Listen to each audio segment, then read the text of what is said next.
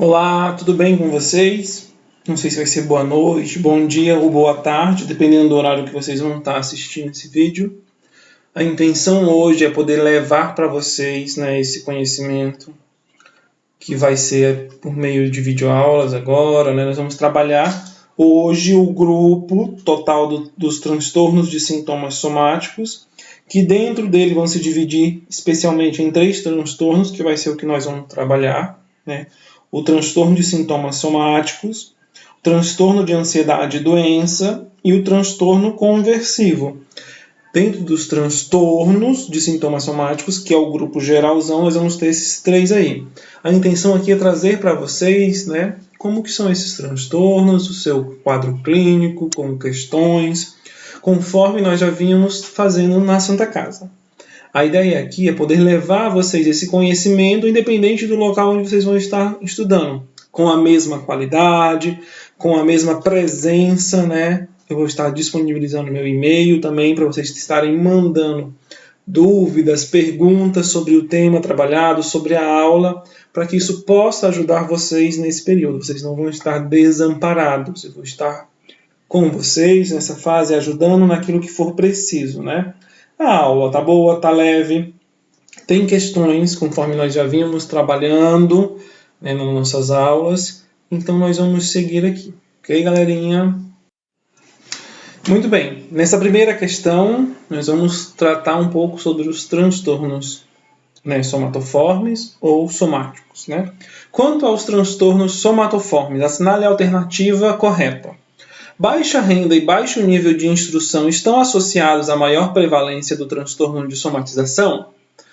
Várias queixas somáticas, a história médica longa e complicada são típicas da hipocondria? No transtorno conversivo, o benefício primário reside em resultados tangíveis consequentes de se estar doente. No transtorno dismórfico corporal, o paciente tem a forte sensação de que uma parte do seu corpo não lhe pertence? Cerca de 30% dos pacientes com transtorno de somatização apresentam transtornos psiquiátricos comórbidos? Vamos ver. A resposta certa é a letra B. Por que a letra B? Porque ele pede quanto aos transtornos somatoformes, é a somatização, E os transtornos somatoformes vão ter essas várias queixas somáticas, uma história médica longa, sem um resultado verídico, E vai ter também, e são bem complicadas, e são bem típicas de pessoas hipocondríacas. Por que não a letra C? A letra C vai falar do transtorno conversivo, que são aqueles transtornos que têm uma ligação neurológica, mas também não tem uma doença que vai ser a consequência, do transtorno. E isso na letra C fala, no transtorno conversivo, o benefício primário reside em resultados tangíveis, quando é tangível, quando vai em direção a uma doença, em se estar doente, quando não tem uma doença no transtorno conversivo.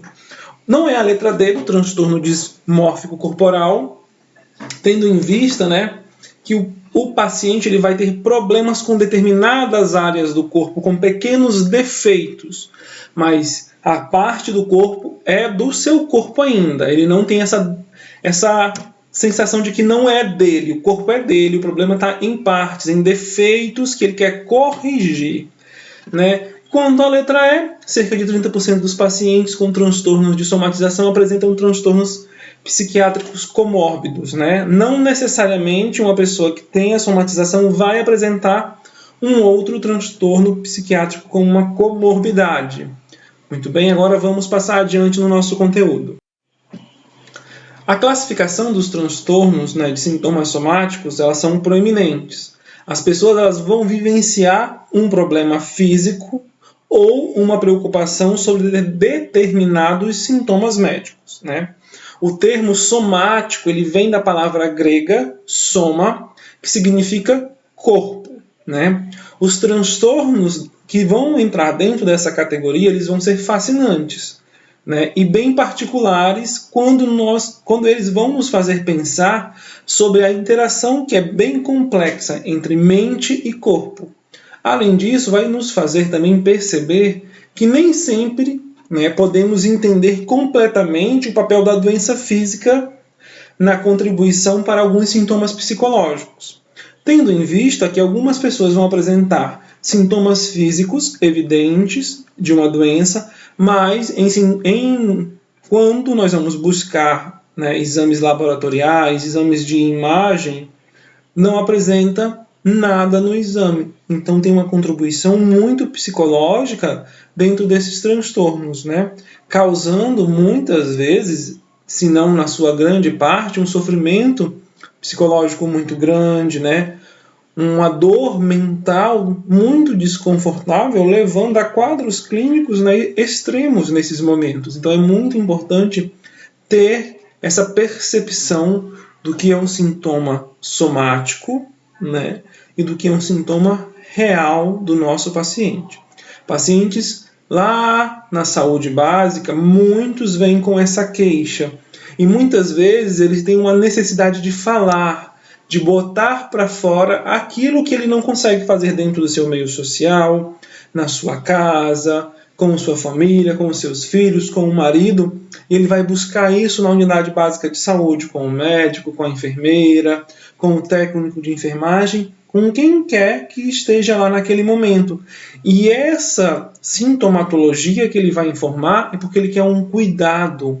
Ele quer que você dedique um tempo para cuidar dele, tendo em vista que na sua casa ele não está tendo esse mesmo tempo, né? Então essa busca por esse tempo faz com que o paciente vá repetidas vezes e não apresente, né, nenhuma cura. E acaba que muitos tomam medicações e também não há resultados evidentes nessa cura. Muito bem, vamos prosseguir. E onde é que eu vou encontrar esse paciente, né? Aonde que esse paciente vai aparecer para mim quando eu estiver na minha atuação clínica lá como médico, quando eu estiver atuando num posto de saúde, provavelmente em um hospital, na minha clínica particular, onde é que eu vou encontrar esse tipo de paciente? Esses indivíduos com esse transtorno, né, com sintomas somáticos proeminentes, eles vão costumar ser encontrados em contexto de atendimento primário. No contexto do atendimento primário, como eu já havia dito, essas pessoas vão aparecer muito porque elas querem falar, querem ter alguém para contar algo que não está sendo ouvido na sua casa. Muitas vezes a escuta em casa é muito deficitária, então tem-se essa busca por uma escuta, né? Também vai aparecer em outros contextos médicos, porém é bem menos comum em contextos psiquiátricos ou em outros de saúde mental. Dificilmente esse paciente vai procurar um psiquiatra. Esse paciente ele vai buscar o médico do postinho, vai buscar o médico da UBS, vai buscar às vezes o médico do PS, né? O médico do hospital, da UPA, porque ele quer falar aquilo que ele tem, mas ele não quer tratar aquilo que ele tem, então ele não vai muitas vezes até o psiquiatra, não vai muitas vezes até o médico que cuida da sua saúde mental. E é muito importante nesse momento perceber isso, essa evitação, porque muitas vezes o paciente tem consciência do seu estado, mas não quer assumir isso com medo. Então tem-se essa evitação nesses momentos. Como que é dado o diagnóstico, então, desse paciente, né? Como que eu vou proceder nesse processo diagnóstico nesse momento? O principal diagnóstico nessa classe diagnóstica de transtornos e sintomas somáticos vai enfatizar um diagnóstico que ele é feito, né, com base principalmente em sintomas positivos, que vão ser aqueles sintomas somáticos, que são perturbadores, muitas vezes, associados a pensamentos, sentimentos e comportamentos anormais em respostas aos seus sintomas apresentados, em vez de uma ausência de uma explicação médica para aqueles sintomas somáticos. Essas pessoas vão ter sintomas positivos, mas não vai ter uma explicação médica para aqueles sintomas, porque não há, né, algo clinicamente visível dentro daquele quadro que vá me justificar aquilo que o paciente me relata. Não tem uma explicação palpável. Não é visto em exames de laboratório, não é visto em exames, né, de imagens. Eu não consigo ver aquilo em nenhum exame. Aquela paciente que chega reclamando daquela aquele ritmo cardíaco muito acelerado, de tonturas de manhã, de não conseguir muitas vezes urinar, de dor ao urinar. São pacientes que têm queixas, né? Ele é queixoso, ele é poliqueixoso muitas vezes, são queixas, e parece que ele domina muito bem todo aquelas queixas, ele vai buscar no Google, em livros, e o vizinho falou, e vai acumulando todas aquelas queixas que se tornam sintomas, e ele leva até o médico para poder ter aquela descarga naquele momento, para ele se sentir bem. Naquele momento da descarga, muitas vezes não tem um tratamento efetivo, mas ele já começa a se sentir bem pelo fato dele poder falar, porque ali a voz dele se faz presente e ele se sente muito bem nisso. Então é observável que os pacientes gostam nesse momento de falar, né? Ele se sente entusiasmado ao falar da sua doença. Por outro lado, muitos vão demonstrar toda aquela sintomatologia que ele está te descrevendo, aquela tristeza, aquela apatia, aquela cara de dor, muitas vezes, tudo isso fica presente na descrição, na sua descrição de sintomas durante, né, a consulta clínica. Muito bem, mais uma questãozinha agora eu trago para que nós possamos pensar juntos e irmos assimilando e aprendendo todo o conteúdo, né? Em relação ao transtorno de somatização, assinale a alternativa correta. Quer dizer o quê? Vou ter várias alternativas e só uma delas vai estar correta. O transtorno de somatização é caracterizado por vários sintomas somáticos que não podem ser explicados de maneira adequada, com base nos exames físico e laboratorial. O transtorno de somatização é caracterizado por vários sintomas somáticos que são explicados de maneira adequada com base no exame físico e laboratorial. O transtorno de somatização é caracterizado por vários sintomas físicos e cerebrais captados pelos exames de tomografia cerebral com alterações no sistema córtico-mesencefálico e de um eletroencefalograma que tem como característica a alteração na onda sigma e delta. O transtorno de somatização é caracterizado por vários sintomas físicos e mentais que podem ser explicados de maneira adequada com base nos exames laboratorial e radiológico, quando usamos a tomografia de emissão de pósitrons, de positrons também, né, dependendo de como a pessoa vai pronunciar a palavra. O transtorno de somatização é caracterizado por vários sintomas mentais que mimetizam uma doença psicótica, fazendo com que o paciente fique inconsciente por vários anos, chegando até a morte encefálica, e baixa resposta terapêutica por óleos essenciais. Essa pergunta é muito fácil. Está na cara qual é a resposta, que é a letra A, né, que traz, né, bem a alternativa correta, tendo em vista que todas as outras estão erradas na sua descrição, porque os exames não vão acusar nada, exames de imagem não vão acusar nada, né? Nenhum exame radiológico, tomografia também vai enfatizar nada, e não tem uma morte encefálica também dentro desse transtorno. Muito bem. Não vai poder ser explicado, né, de maneira adequada, não tem uma explicação dentro do transtorno, né? Não tem exames laboratoriais ou físicos que vão trazer, né, essa resposta. E o que são os transtornos de sintomas somáticos? Aqui nós já temos uma classificação de um deles, né? As pessoas com transtorno de sintomas somáticos têm sintomas físicos que podem ou não ser explicados por uma única ou mais condição médica, né? Elas também têm pensamentos, sentimentos e comportamentos que são mal adaptativos, né? Que são mal adaptados à sua realidade.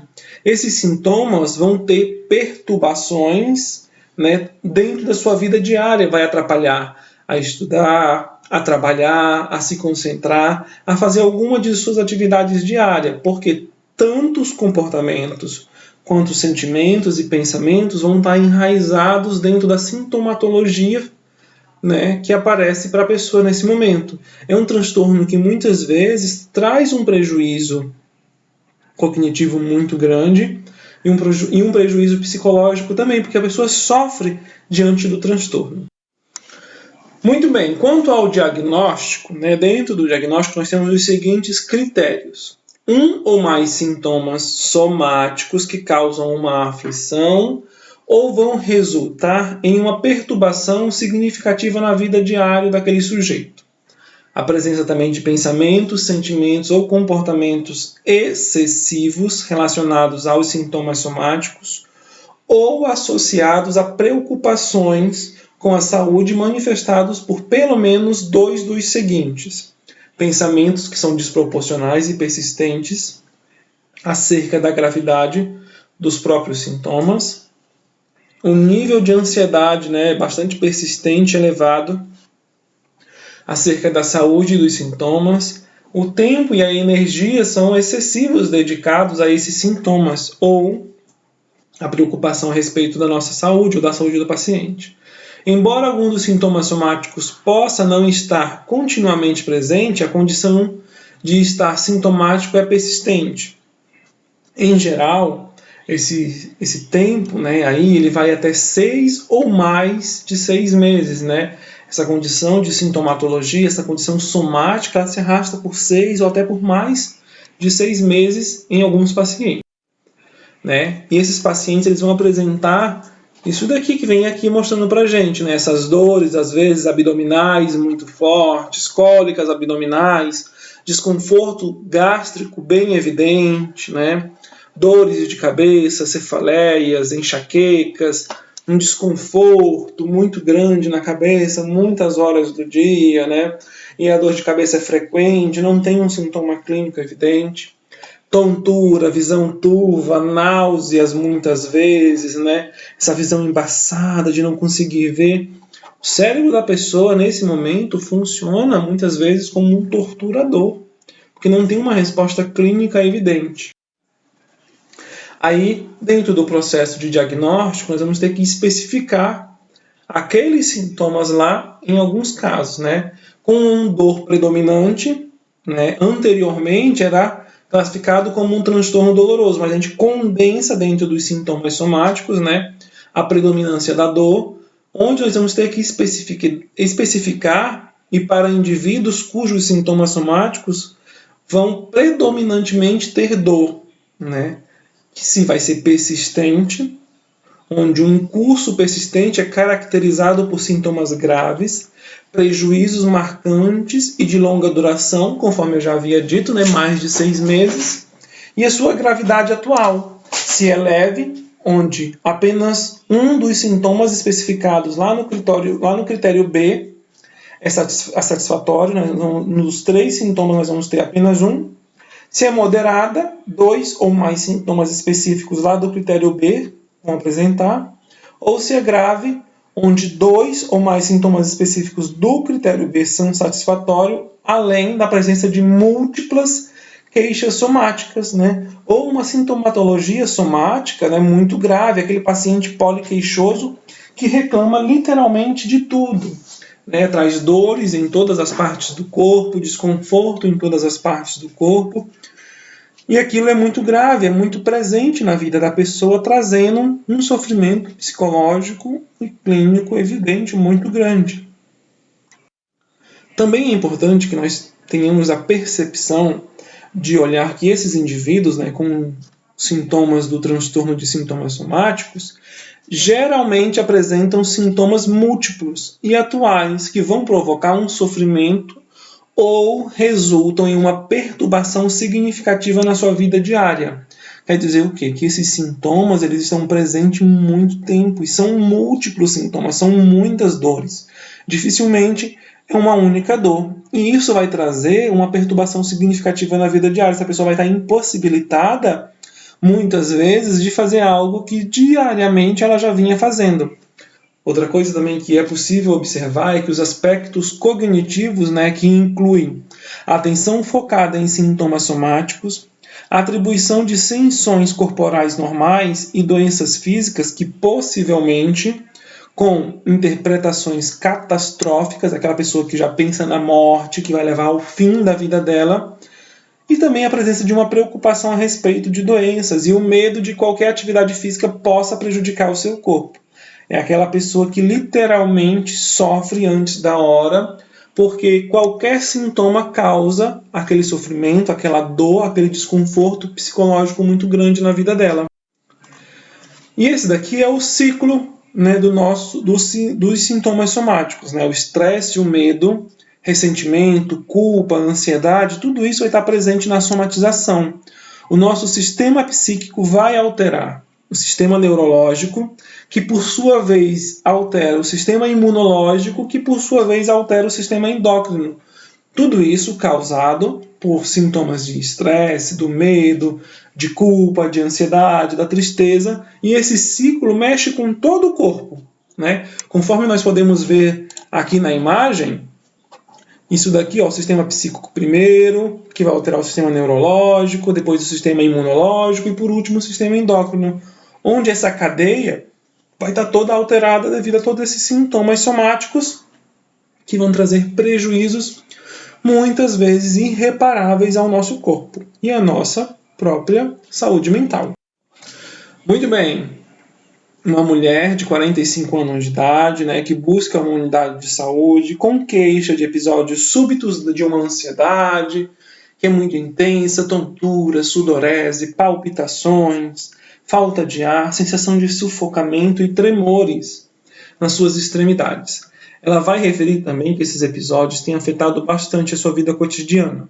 Sinais vitais, o exame clínico, o perfil hormonal de tireoide, eletrocardiograma e os exames de laboratórios, todos estão normais. Não há o uso de drogas ou do álcool, né? Opta por iniciar o tratamento medicamentoso para a condição. Na ausência de contraindicações, neste momento, constitui o tratamento crônico de primeira escolha. Letra A, amitriptilina. Letra B, clonazepam. Letra C, paroxetina. Letra D, fluvoxamina. E letra E, quetiapina. A letra certa é o paroxetina, porque ela vai referir súbitos episódios de ansiedade intensa. Tendo em vista que no seu exame clínico, nos seus exames laboratoriais, né, o perfil hormonal da tireoide, o eletrocardiograma não apresentam nada justifica a utilização da amitriptilina, não tem a presença de dor, né, ela não está referindo também nenhuma queixa de sono noturno, né, ausência do sono noturno. Por que não um clonazepam? Né, clonazepam nós iríamos passar para aquela pessoa que precisar dormir, às vezes, relaxar, descansar um pouco, né? E não é um remédio adequado nesse momento, porque não há a necessidade, não há queixa também para o uso da medicação. A quetiapina nem se comenta, não é um remédio adequado para esse caso, como nós estamos tratando de uma ansiedade. Uma mulher de 45 anos, né? Paroxetina é o ansiolítico mais recomendado nesse momento, devido, né, à ausência das contraindicações. É uma questão fácil, é uma questão que está bem na cara e se você não acertou, não conta para o seu colega, viu? O transtorno de ansiedade e doença, o antigo hipocondria, né? As pessoas com transtorno de ansiedade e de doença temem ou vão acreditar de maneira equivocada que as suas reações corporais normais representam os sintomas de uma doença séria, né? Elas vão ficar facilmente alarmadas em relação à sua saúde e vão buscar exames e procedimentos médicos desnecessários para excluir ou tratar sua doença exagerada ou imaginadas. Há também preocupações, não com sintomas em si, mas com a possibilidade de ter uma patologia grave. É aquela pessoa que, ao ouvir alguém falar de determinados sintomas, ela vai ficar tão ansiosa que ela também vai começar a sentir dores de cabeça, visão turva, tudo isso ela começa a sentir. Ao tomar medicações, essa pessoa também vai ter um sofrimento psicológico bastante evidente, porque sua ansiedade é tão grande como o medo de ter aquela doença, que aquilo seja algo sério para ela. Então ela começa medidas de prevenções, muitas vezes, foge, né, e isso causa um sofrimento psicológico bem grande. Como é o diagnóstico, né? nós temos que prestar atenção nos seguintes critérios. Tem uma preocupação com ter ou contrair uma doença muito grave. Sintomas somáticos não vão estar presentes, ou se estiverem, são de intensidade apenas leve. Se uma outra condição médica está presente, ou há risco elevado de desenvolver uma condição médica, como a presença de forte histórico familiar, né, a preocupação é claramente excessiva ou desproporcional. Há alto nível de ansiedade com relação à sua saúde e o indivíduo é facilmente alarmado a respeito do estado de saúde pessoal. O indivíduo também tem aqui um comportamento excessivo relacionado à sua saúde. Verificação repetida do corpo procurando sinais de doença, ou exibe evitação mal adaptativa, né? Evita consultas médicas e os hospitais. Preocupação relacionada à doença presente há pelo menos 6 meses, mas a doença específica que é temida pode mudar nesse período. Também tem uma preocupação relacionada à doença, não é mais bem explicada por outro transtorno mental, né, como o transtorno de sintomas somáticos, transtorno de pânico, ansiedade generalizada, dismórfico corporal, o toque e o delirante, né, do tipo somático. Difere-se transtorno de ansiedade de doença do transtorno de sintomas somáticos pelo simples fato de aqui nós não termos sintomas, e quando tem são sintomas bem leves. Aqui é o medo, é a evitação em ter-se uma doença. Esse paciente está preocupado se ele tem alguma coisa, não é que ele já tenha, né? Então ele tem um excesso de comportamentos para não ter aquela doença. Muitos exames, está presente sempre, quer endoscopia, quer exame laboratorial, nunca fez uma tomografia, nunca fez uma colonoscopia, ele está doido para fazer para ver se ele acha alguma coisa, ou não acha também. Muito bem, nessa questão aqui nós vamos trazer, né, a relação com os transtornos somatoformes, né, que são todos os transtornos que nós estamos abordando aqui, e esses transtornos vão se dividir em transtorno de sintomas somáticos, né, transtorno de ansiedade e doença e transtorno conversivo. Então, em relação aos transtornos somatoformes, assinale a alternativa correta. Letra A. O transtorno conversivo é caracterizado por várias queixas físicas e não é reconhecido por transtorno somatoforme? Não. Ele é caracterizado, né, por queixas neurológicas. O transtorno conversivo caracteriza-se por uma crença falsa ou uma percepção exagerada de que uma parte do corpo é defeituosa? Não. Esse daí é o transtorno dismórfico corporal. O transtorno conversivo ele é caracterizado, né, por mais um enfoque em sintomas do que pela crença do que o paciente tem uma doença específica? Também não, gente. Esse é o transtorno de ansiedade e doença. O transtorno conversivo, né, ele vai caracterizar-se por uma ou duas queixas neurológicas. E o transtorno somatoforme não é caracterizado por uma hipocondríaca? Não, está errado. E a resposta certa é a letra D, porque no transtorno conversivo nós vamos ter características de uma ou duas queixas neurológicas. Então fiquem de olho nisso.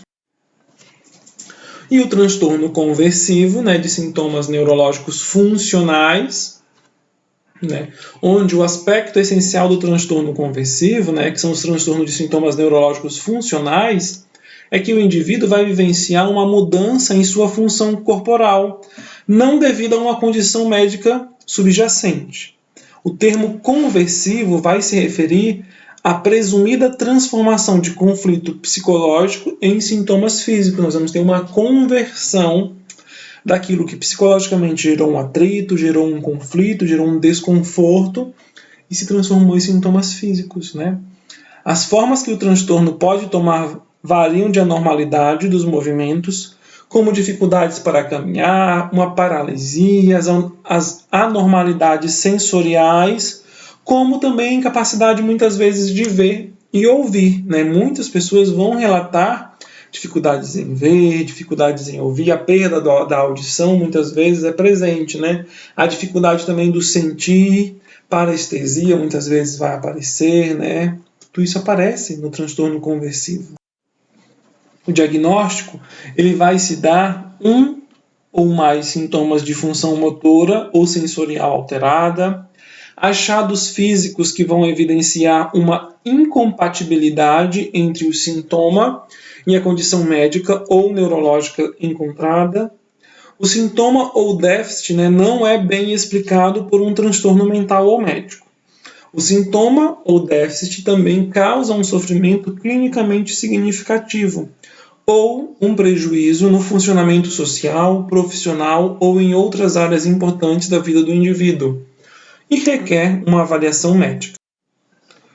Aí nós vamos ter que especificar o tipo do sintoma que aquele meu paciente vai apresentar. Se ele vai ter uma fraqueza ou uma paralisia, com um movimento anormal, como por exemplo tremor, movimento distônico, mioclonia, distúrbio da marcha, com sintomas de deglutição, com sintomas de fala, como a disfonia, a fala arrastada, com ataques ou com convulsões, com anestesia ou a perda sensorial, com sintomas sensoriais especial, como perturbações visuais, olfatória ou auditiva, ou também com a presença de sintomas mistos, que é mais de um desses apresentados acima. E então nós também temos que especificar esse diagnóstico com um episódio agudo, onde os sintomas vão estar presentes há menos de 6 meses. Sintomas vão ser apresentados dentro de 3, 4, 5 meses, ou um episódio já persistente, que esses sintomas ocorrem há pelo menos 6 meses, ou mais de 6 meses na vida do paciente. Se dentro de 6 meses, dentro de 7, 8 meses isso está acontecendo, já é persistente. Não é mais um episódio agudo. Também nós temos que especificar se tem um estressor psicológico ou sem um estressor que é psicológico. E se tem um estressor psicológico, é muito importante que nós coloquemos qual é aquele estressor. A causa daquele estresse psicológico é muito importante, para que nós possamos entender melhor o sofrimento do paciente. Muito bem. Nessa questão aqui, o médico ele é chamado para atender uma paciente internada no setor neurológico de um hospital geral. A paciente ela vai ter 42 anos, era casada e professora. Tinha um histórico de abuso sexual na sua infância, apresenta queixas de insônia, a falta de iniciativa e sintomas motores que não obedecem a trajetos na inervação ou a disposição neuroanatômica da atividade motora. A tomografia computadorizada cerebral, e os exames laboratoriais apresentam resultados normais. A hipótese diagnóstica para o caso é um transtorno conversivo pelo seguinte fato: a paciente ela tem fatores estressores. A atividade que ela exerce de professora é uma atividade que tem um fator estressor bem grande. Outro fator estressor na vida dessa nossa paciente é o abuso sexual que ela vivenciou lá na infância dela. Esse fator gera um estresse e um sofrimento psicológico muito grande, onde muitas vezes essas pacientes, ou esses pacientes vão apresentar sintomas físicos, vão converter esse estresse muito grande na sua vida, e isso já dura mais de 6 meses. Ela vai ter queixas de insônia, falta de iniciativa e sintomas motores, que não vão obedecer, que não obedeciam aos trajetos das inervações ou a disposição neuroanatômica dela, Então, nós temos aí estressores na vida dela, as queixas e também sintomas motores, que são sintomas neurológicos. Então, nós temos sim um transtorno conversivo, Não tem nem o que se discutir quanto aos outros transtornos citados nas demais alternativas. É importante lembrar que o transtorno ele pode se manifestar em qualquer momento da vida. Como no exemplo anterior, aos 42 anos, a paciente demonstra que o transtorno surge. O surgimento de ataques não epiléticos atinge o seu pico na 3ª década de vida.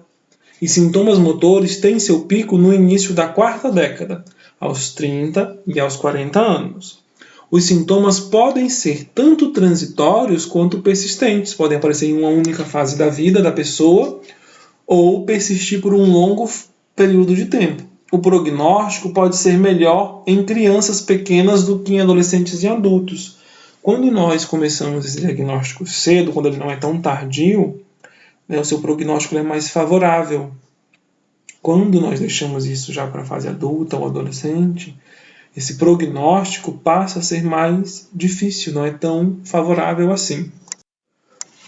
Com relação aos transtornos factícios e somatoformes, identifique a afirmativa a seguir como verdadeira ou falsas.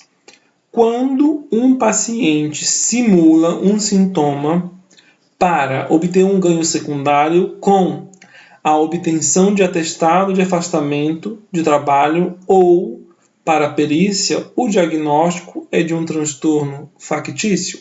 Não, não é. Essa pessoa não vai conseguir, simular isso no transtorno factício. Transtorno dissociativo ocorre quando os pacientes simulam sintomas como forma de suprimir conflitos internos. Não, o paciente no transtorno dissociativo ele não vai simular sintomas como uma forma de suprimir. Ele não quer assumir que ele está sofrendo naquele momento, mas essa supressão, que esse engolir do seu sintoma não existe. Então não tem uma simulação, não é uma forma de evitar. Essa é uma forma da manifestação, muitas vezes, do sintoma. O transtorno somatoforme é definido por um quadro de perda de alguma função cognitiva, como memória e orientação frente a uma situação persistente. Não, também não é. Não tem uma perda cognitiva, não tem a perda da função. No transtorno conversivo ocorre normalmente perda de uma função neurológica, como sensibilidade ou movimentação por causa psicogênica? Sim. No transtorno conversivo nós temos esse quadro aí, de uma perda de uma função neurológica, como a sensibilidade ou a movimentação, por conta de uma condição psicológica. Então, a nossa letra correta, que vai apresentar a sequência correta de cima para baixo, é a letra E, onde nós temos falso, falso, falso e verdadeiro. Ok? Então, terminamos a nossa primeira parte. Agora nós vamos para o nosso segundo transtorno, como se fosse uma segunda aula. Agora nós vamos trabalhar os transtornos dissociativos. Para quem não sabe o que é um transtorno dissociativo ou quer ver de perto o que é, o filme Fragmentado traz muito bem isso. A pessoa, o personagem principal tem 24 personalidades, cada uma com estilo próprio, com características próprias, e ele não tem uma noção do que está acontecendo naquele momento. Os transtornos dissociativos, tem como onde a mente humana ela parece capaz de dissociar, de sair da realidade, ou separar suas funções mentais, separar cada uma daquelas pessoas que existe ali dentro. Você pode pensar intensivamente sobre um problema enquanto pratica sua corrida, talvez nem mesmo percebendo que correu 1 quilômetro, sem ter consciência do ambiente ao redor. Nos transtornos dissociativos, a separação das funções mentais ocorre em um grau muito extremo do que esse do exemplo da corrida. Os transtornos dissociativos levantam questões bem intrigantes sobre as formas como o sentido da identidade, que é o nosso self, o nosso eu, das pessoas evolui ao longo do tempo. Nós não temos essa visão da evolução do eu nesse período de tempo. As principais formas dos transtornos dissociativos são o transtorno dissociativo de identidade, o TDI. O transtorno dissociativo anteriormente era denominado de transtorno de personalidade múltipla, no qual o indivíduo desenvolve mais de uma identidade ou personalidade. Tem situações que o indivíduo, como a do filme, desenvolve 24 personalidades diferentes uma da outra, com hábitos totalmente diferentes, característica, a voz da pessoa muda, a postura corporal, até mesmo algumas questões físicas da pessoa chegam a mudar. Ela acredita muitas vezes que tem superpoderes, tem aí também um transtorno de grandeza evidenciado dentro desse processo. E também nós temos a amnésia dissociativa, que é a incapacidade de lembrar detalhes pessoais e experiências importantes. Geralmente vai estar associada com acontecimentos traumáticos ou muito estressantes da vida do sujeito. Muito bem, vamos botar nossas cabecinhas para pensar. Considere o transtorno conversivo e o transtorno dissociativo e assinale a alternativa incorreta. No transtorno conversivo, sintomas como paralisia, afonia e cegueira não são associados a um bom prognóstico. A amnésia dissociativa apresenta-se em vários grupos etários, sendo mais comum em adultos jovens. No transtorno de personalidade múltipla, a reação de agressividade pode ocorrer com frequência. Na fuga dissociativa, ocorre a manutenção dos cuidados básicos consigo e de interação social com estranhos. Nossa resposta correta é a letra A, por exclusão. Por quê? Na amnésia dissociativa, ela vai apresentar, sim, em vários grupos, sendo mais específica nos adultos jovens. O transtorno de múltipla personalidade, a reação de agressividade é frequente e a fuga dissociativa, que acontece, né, nos transtornos dissociativos de identidade, ocorre a manutenção dos cuidados básicos consigo mesmo, a pessoa não deixa de se cuidar. E da interação social com estranhos também.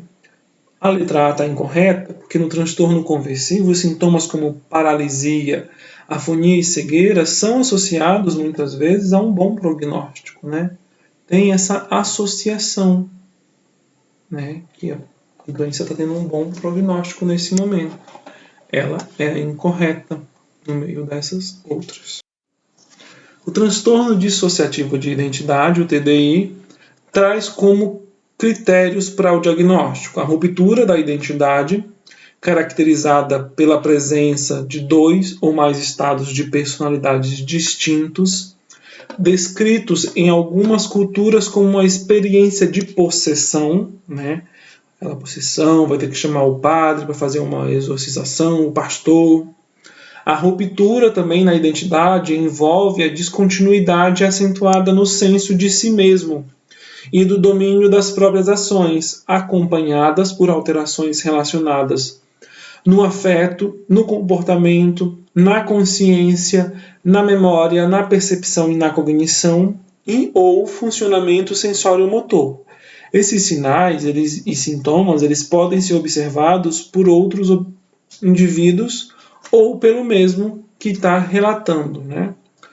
Tudo isso acontece porque a pessoa tem uma ruptura muito grande com sua identidade, né? E ela perde a noção de si, ela perde um controle, um domínio dele mesmo e vai ter essas ações que muitas vezes fogem à normalidade. Também tem a presença de lacunas recorrentes na recordação de eventos cotidianos, informações pessoais importantes ou eventos traumáticos que são incompatíveis com o esquecimento comum. Essas lacunas, né, elas vão estar presentes, a sua recorrência é bem grande, porque isso vai bloquear muitas vezes algumas coisas que aconteceram. Muitos jovens e crianças que sofrem algum abuso, algum trauma na infância, tendem a desenvolver transtorno dissociativo de identidade, né? Aí vai aparecer essas lacunas, essas brechas na sua memória, nas suas recordações sobre eventos que podem ter desencadeado, né, esse transtorno naquele momento. Os sintomas eles vão causar um sofrimento clinicamente significativo e têm um prejuízo no funcionamento tanto social, profissional ou em outras áreas da vida do indivíduo. A perturbação não é parte normal de uma prática religiosa ou cultura amplamente aceita. Então é importante saber sobre a cultura daquele meu paciente, saber um pouco sobre sua prática religiosa, né? É importante lembrar também que em crianças os sintomas não são mais bem explicados por amigos imaginários ou jogos de fantasias. Então nós vamos ter que excluir, né, a presença de amigos imaginários ou jogos de fantasias que muitas vezes as crianças se prolongam dentro deles. Os sintomas não são atribuíveis a um efeito fisiológico de uma substância, como, por exemplo, apagões ou comportamentos caóticos durante a intoxicação alcoólica, né? Ou outra condição médica, como convulsões faciais complexas. Descarta-se a pessoa usar outras drogas ou álcool para ter, né, aquele evento caótico, aquele comportamento que é distinto do normal. Muito bem, vamos lá colocar nossas cabecinhas para pensar mais uma vez. Eu imagino que já esteja cansativo até a este ponto, mas a intenção é pensar, gente, é utilizar esse tempo para pensarmos, para aprendermos e coletarmos a maior informação e conteúdo nesse momento.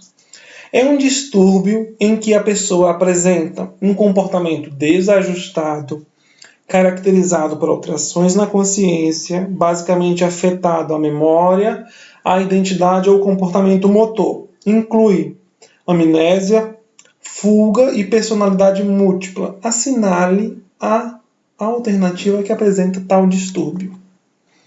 O transtorno dissociativo, ele vai apresentar um comportamento motor distinto, né? Temos uma identidade afetada, a sua memória com as lacunas, né? A fuga da realidade e múltiplas personalidades também presentes dentro desse transtorno. É uma questão facílima mesmo. Como é o desenvolvimento e o curso, então, do transtorno dissociativo de identidade?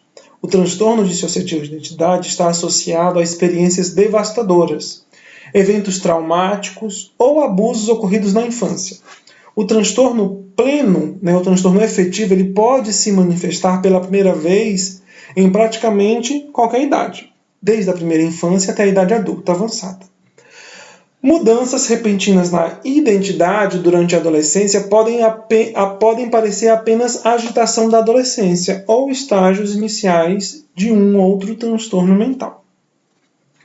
Indivíduos mais velhos podem apresentar-se para tratamento com o que parece ser um transtorno de humor da velhice, transtorno obsessivo-compulsivo, uma paranoia, um transtorno de humor psicótico ou até mesmo um transtorno cognitivo em virtude da amnésia dissociativa, né?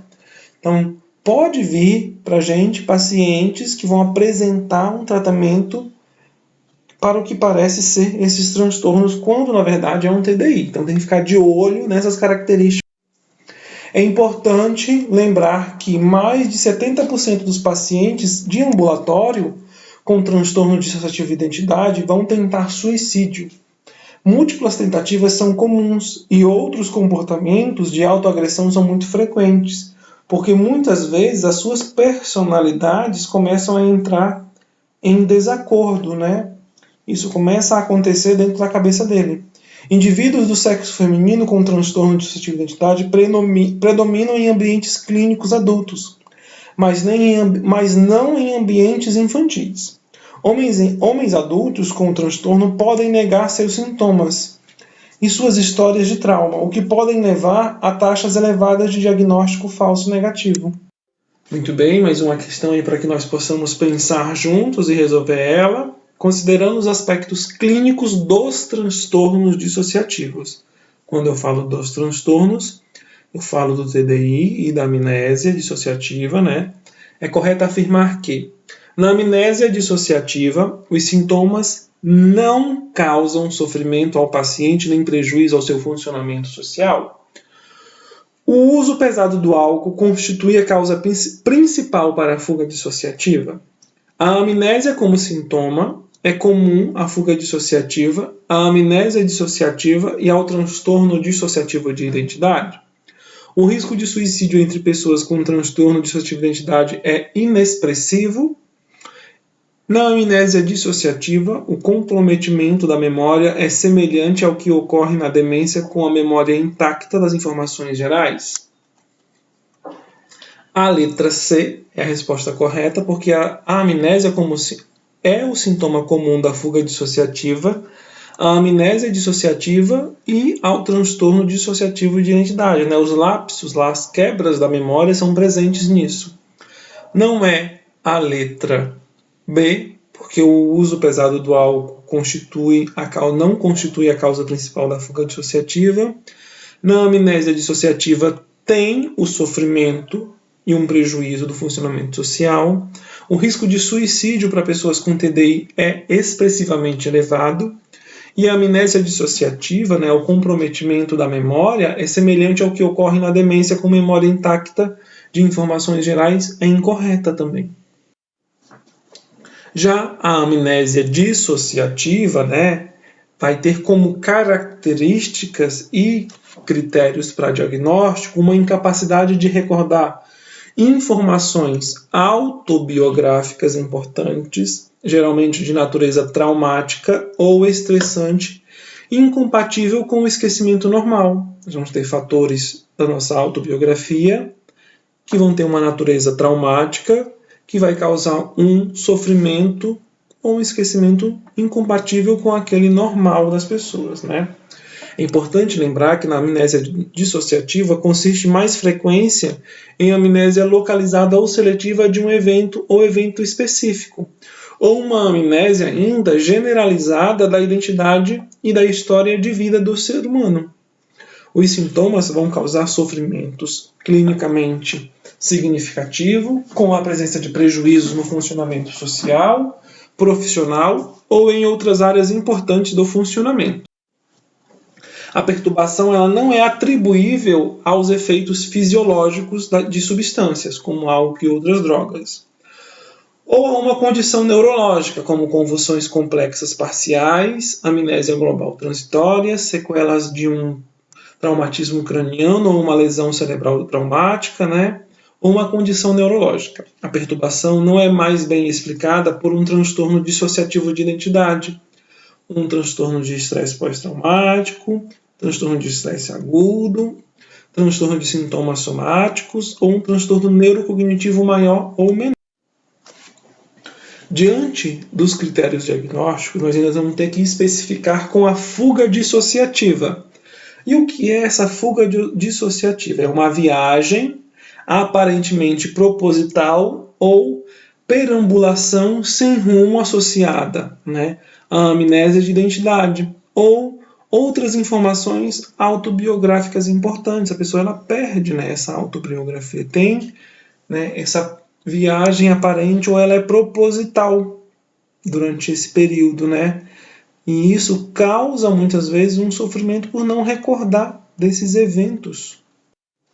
É importante lembrar que muitos indivíduos que vão ter a presença de amnésia dissociativa apresentam um prejuízo crônico em sua capacidade de formar e manter relacionamentos satisfatórios. Histórias de trauma, abuso infantil e vitimização são muito comuns. Alguns indivíduos com a amnésia dissociativa relatam flashbacks dissociativos. Revivência comportamental de eventos traumáticos. O início da amnésia dissociativa costuma ser súbito. Pouco se sabe a respeito do início das amnésias localizada e seletiva, porque elas raramente são evidentes.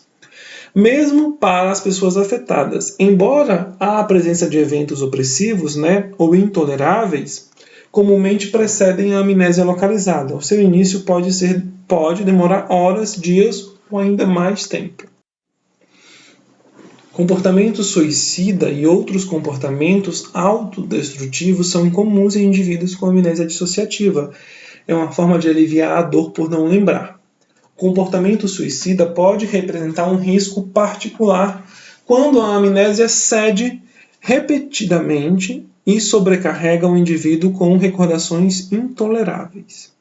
O prejuízo a indivíduos com a amnésia dissociativa localizada, seletiva ou sistematizada vai desde limitado até grave. Indivíduos com a amnésia dissociativa generalizada e crônica geralmente têm um prejuízo em todos os aspectos do seu funcionamento, tanto cognitivo quanto psicológico.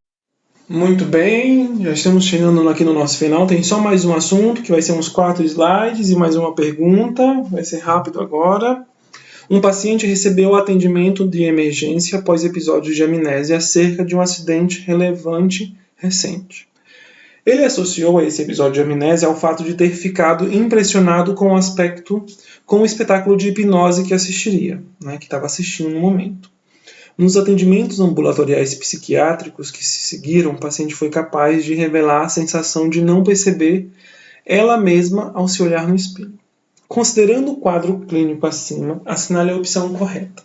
A paciente apresenta sintomas de amnésia dissociativa, pois tem consciência de ter se esquecido de algo, evidência que posterga, a fuga dissociativa.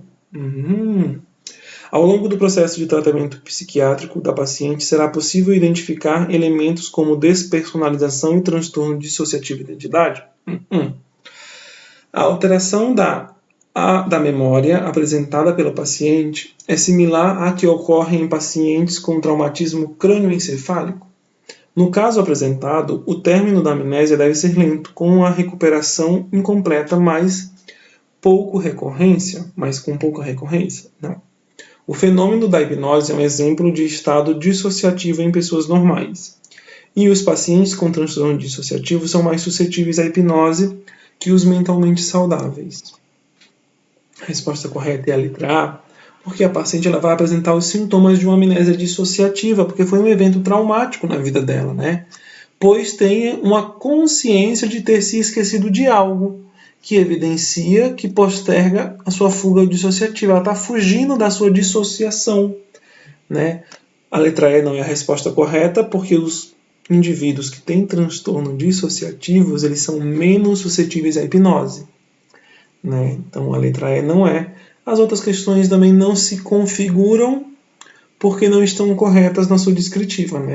O término não vai ser leve, com a recuperação incompleta, como a letra D fala.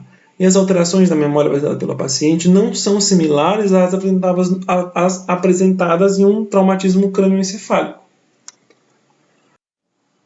E o transtorno de despersonalização e desrealização também faz parte dos transtornos dissociativos de identidade. Eu trago ele porque muitas vezes ele vai acontecer em um grau bem menor. A presença de experiências persistentes ou recorrentes de despersonalização e desrealização ou ambas. E aí nós vamos ter que saber que a despersonalização são experiências de irrealidade, distanciamento ou de ser um observador externo dos próprios pensamentos, sentimentos, sensações, corpo e ações. As alterações da percepção, senso distorcido do tempo, sensação de irrealidade ou senso de si, mesmo irreal ou ausente. Tem uma anestesia emocional ou física. A pessoa não se sente mais aquela pessoa. Ela diz que aqueles atos não foi ela quem fez. Ela não tem, ela se tem como um observador fora do seu próprio corpo. Essa pessoa não tem noção e ela diz isso concretamente. A desrealização é uma experiência de irrealidade ou um distanciamento em relação ao ambiente ao seu redor. A despersonalização nós temos com o seu eu, com o seu corpo, com as suas ações, e a desrealização é com o ambiente. O indivíduo na desrealização, ele, por exemplo, vai ter tanto o indivíduo como o objeto são vivenciados de formas irreais, onirônicos, nebulosos, inertes ou visivelmente distorcidos. Durante as experiências da despersonalização ou a desrealização, o teste de realidade permanece intacto. Os sintomas causam um sofrimento clinicamente significativo ou prejuízos no funcionamento social, profissional ou em outras áreas importantes da vida do indivíduo. A perturbação ela não vai ser atribuível ao uso de substância, como droga ou álcool, e nem a uma outra condição médica como convulsões. A perturbação não é mais bem explicada por outro transtorno mental, como uma esquizofrenia, um transtorno de pânico, a depressão, e o transtorno de estresse agudo, o transtorno de estresse pós-traumático, nem como um TDI.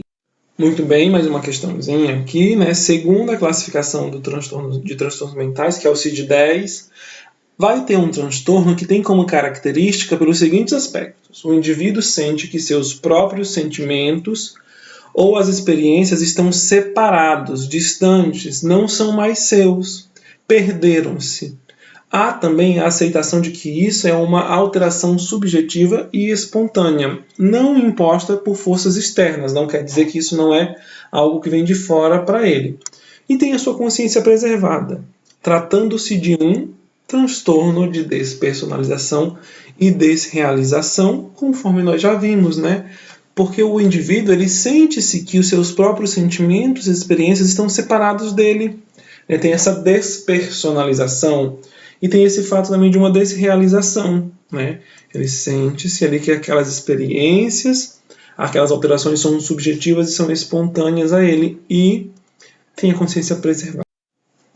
É muito importante lembrar que a média de idade na primeira manifestação desse transtorno vai ocorrer até os 16 anos, embora ele possa se manifestar também na primeira infância e na infância intermediária.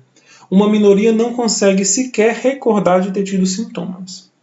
Menos de 20% dos indivíduos sofrem a manifestação inicial depois dos 20 anos de idade, e apenas 5% depois dos 25 anos. Considera-se a raridade da manifestação inicial do transtorno depois dos 40 anos. Nesse caso, os indivíduos devem ser examinados mais atentamente quanto à presença de condições clínicas subjacentes, como lesões cerebrais, convulsões, transtornos convulsivos, e a apneia do sono. É muito bom estar passando essa informação para vocês. Muito obrigado. Sei que foi um tema cansativo. São 2 temas longos, mas espero que isso tenha ajudado vocês nesse momento. Ouçam a aula com cuidado, com carinho e até mais, viu, gente? Tchau, tchau.